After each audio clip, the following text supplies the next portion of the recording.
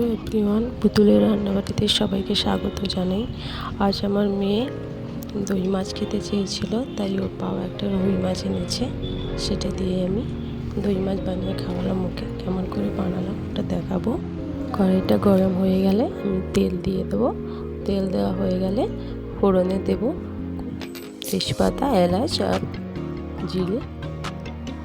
তারপর আমি পেঁয়াজ পেস্ট দিয়ে ভেজে নেব।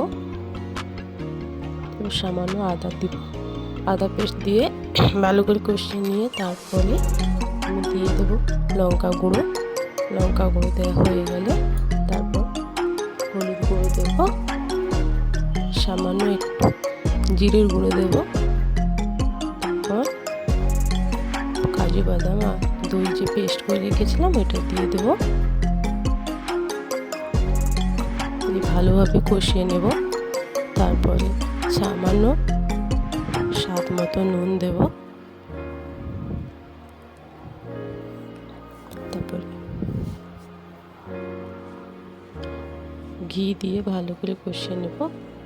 তারপর সামান্য একটু জল দিয়ে ফুটতে দিয়ে দেব। গ্রেভিটা ফুটে গেছে, এবার আমি মাছগুলো দিয়ে দেব। মাছগুলো দেওয়ার পরে 10 মিনিট রেখে দেব হালকা আঁচে।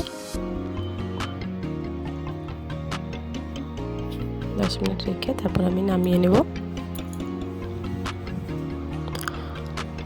আমার রান্না যদি ভালো লেগে থাকে তাহলে প্লিজ কমেন্টে জানিও কেমন হয়েছে, আর লাইক সাবস্ক্রাইব করে পাশে থাকবে সবাই।